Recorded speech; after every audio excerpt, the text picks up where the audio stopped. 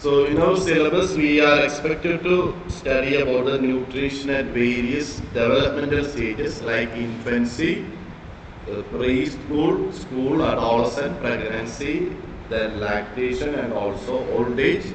And we have to also consider the type of nutrition that a person should take when he or she is ill or during other special situation. So in the case of infancy is the early period of life. And here you can see that the dietary needs of a baby or an infant is very much different from the dietary needs of a person like us. So we are eating different type of food materials, but for a young baby, he or she may not be able to take all those kind of different materials. A young baby is primarily dependent on the mother's milk or breast milk the mother she is giving her.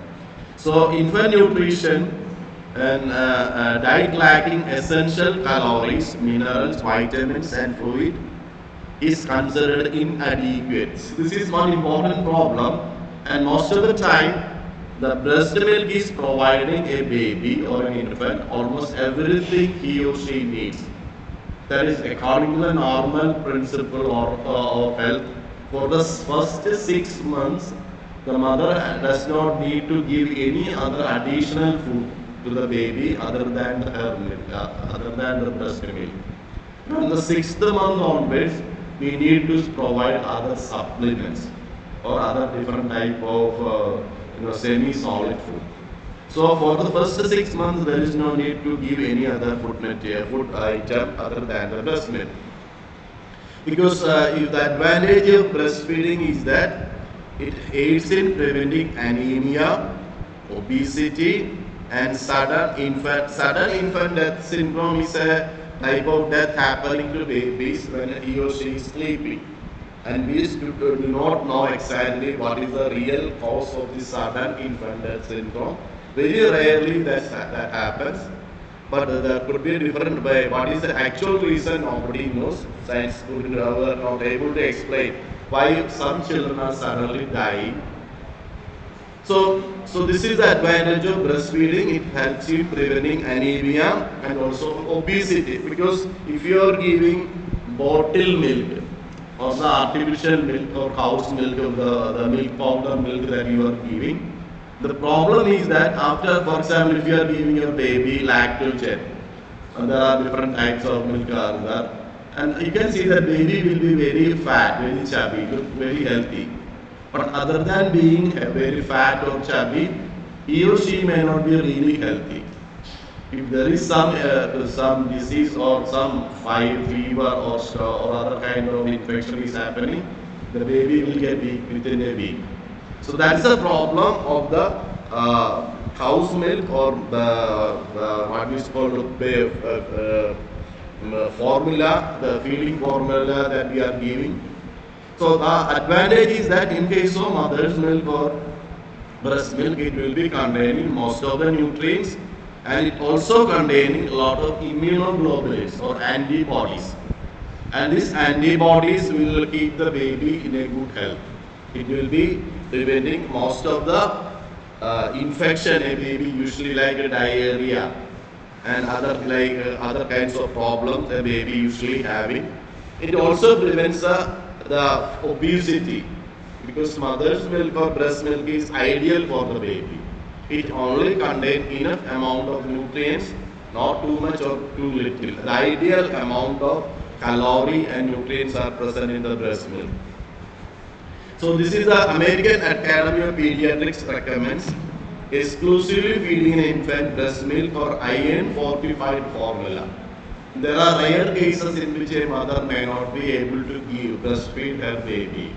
In such cases, what doctors are suggesting is that he or she will be given a milk rich in iron or supplemented with iron, that is iron fortified formula, for the first 12 months. So even if you are not giving anything for the first 1 year, the baby will survive.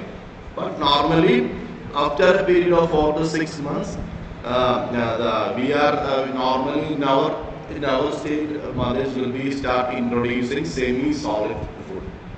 So Plus, infants are usually not introduced solid food until the age of 4 or 6 months. Because most of the time what happens is that the maternity leave is only for a period of 6 months. So if the mother is not introducing semi-solid food, the child may get hungry after a while.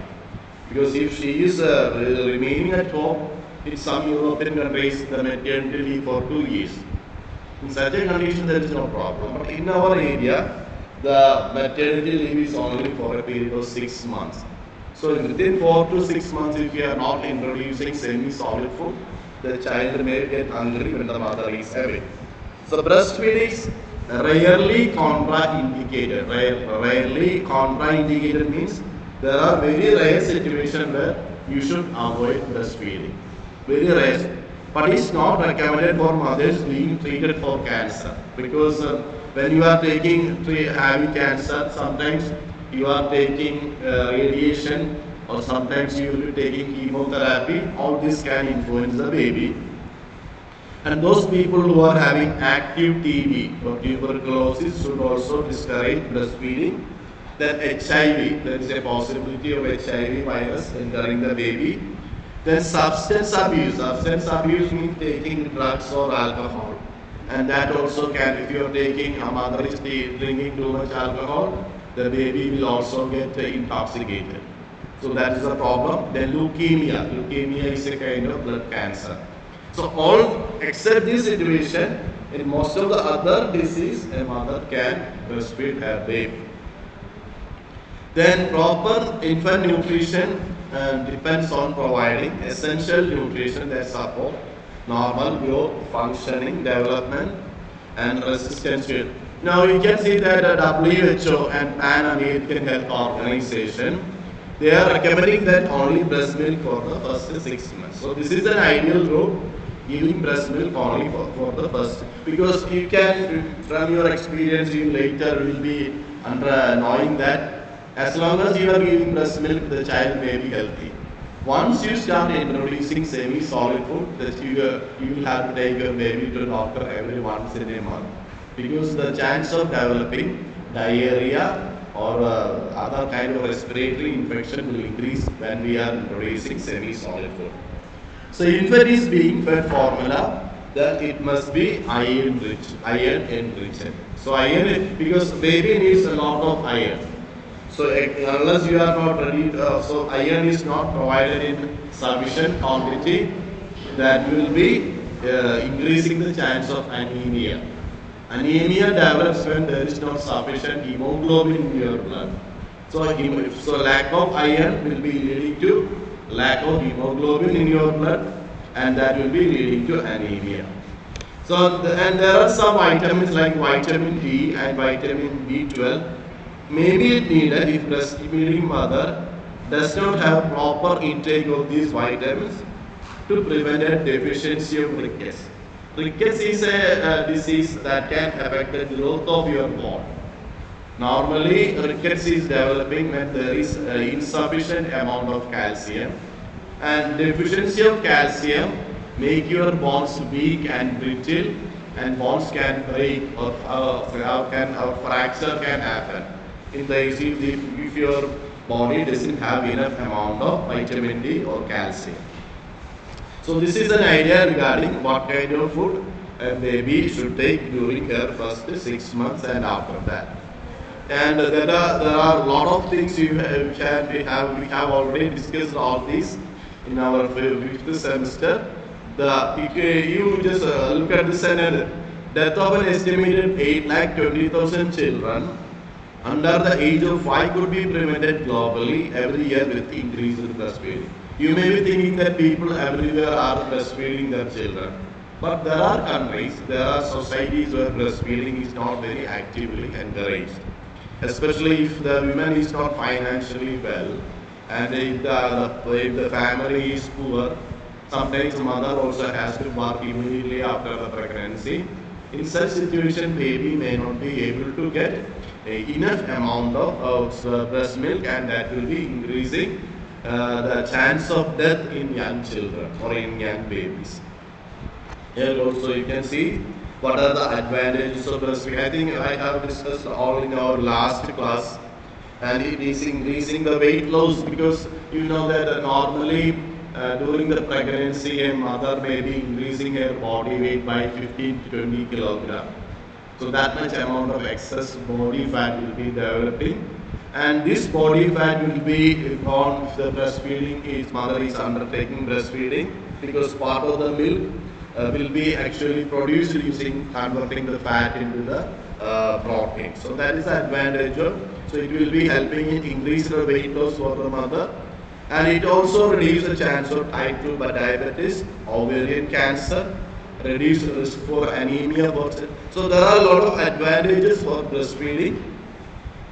Then, so this is an idea regarding the first part of the life, that is infancy. So after infancy comes the preschool. Up to the age of 3, most of the time our babies are at home itself. So from an age of 3 to 5, the children will be going to our daycare or preschool. And during that time, they need a completely different type of meal.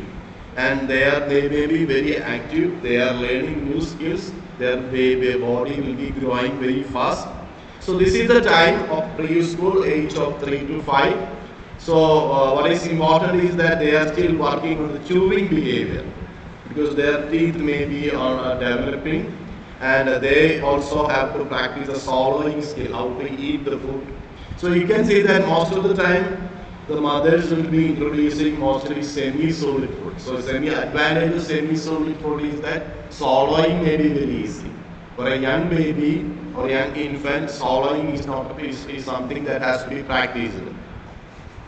So nutrition in children of all ages is instrumental for healthy developing in all areas of living, like physical, psychological and social well-being. Here you can see that a diet inadequate in nutrients may result in delayed development and psychomotor delay and also behavioral disorder.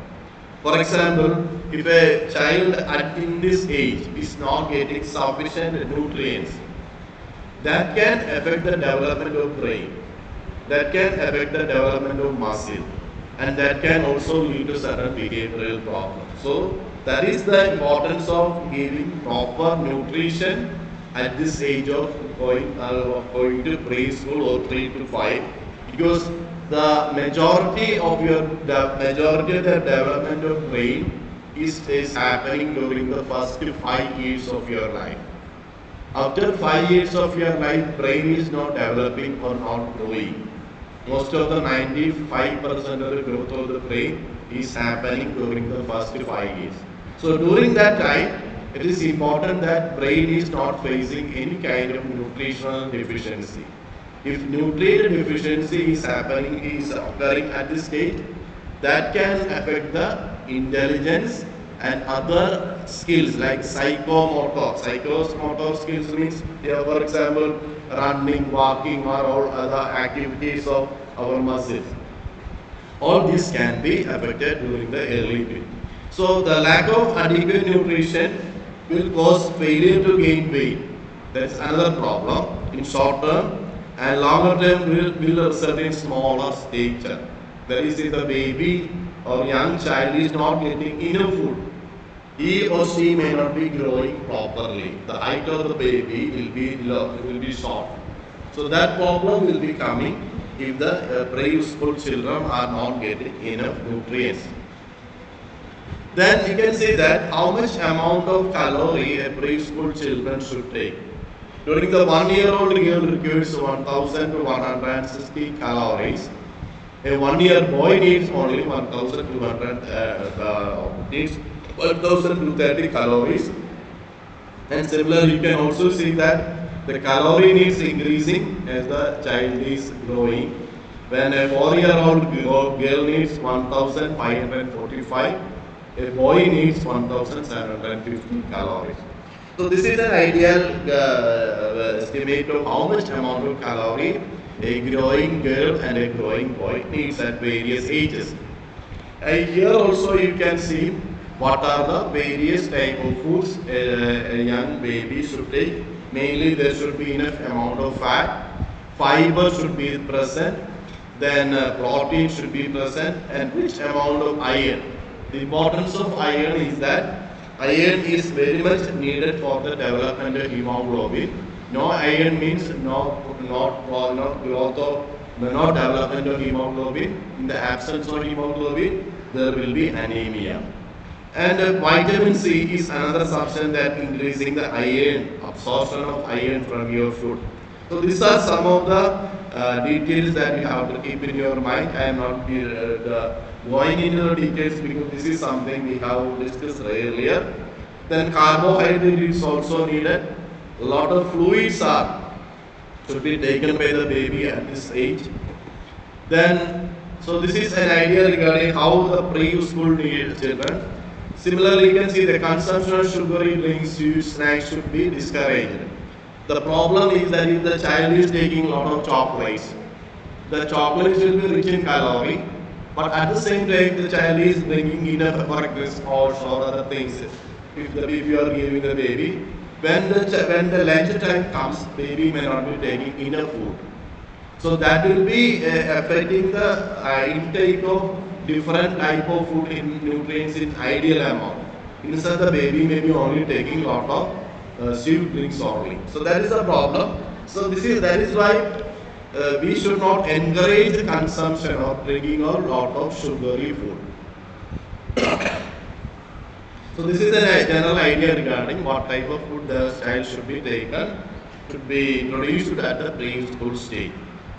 Then we have the nutrition in school children also, and going at the school going period, you can see that one problem generally school going children is facing is that if they are not getting enough amount of nutrients, that can result in difficulty in learning. Right now, you people are lucky that you are growing in a state like Kerala. But if you are happening to be in a country like in a state like Bihar or UP, where the poverty is still more than 50%. That is why people from there are coming here for working. In many states of India, poverty is still very high, especially more than 50%. So in such states, you can see that the children may not be getting sufficient quantity of nutrients, and that can result in poor learning. The children may be hungry when they are sitting in the class, so they may not be able to study properly if they are not taking. That is why government has introduced an idea called noon meal program. Because purpose of the noon meal program is that children are children are always getting sufficient quantity of nutrients they need for their growth. So nowadays in India, as in Kerala also, noon meal program is very rich. Then how much amount of calorie the students should be getting? During the age of 4 to 18, the girls need an average 1,200 to 1,800 kilocalories per day. Whereas in the case of boy, it is slightly higher, between 1,400 to 2,200 per day. So that is the amount of calorie in kilocalorie a person, whether boy or girl, should take during this period of the 4 to 18. That is from the age of 4 to 18. This is the amount of calorie most of the people should be taking. Then adolescents are there, regarding adolescent and other things we will be discussing in another class. So today we have seen 3 areas. One is infancy, then infancy we have seen, then preschool and also school. Then few more stages are also there, which we will discuss in our next class.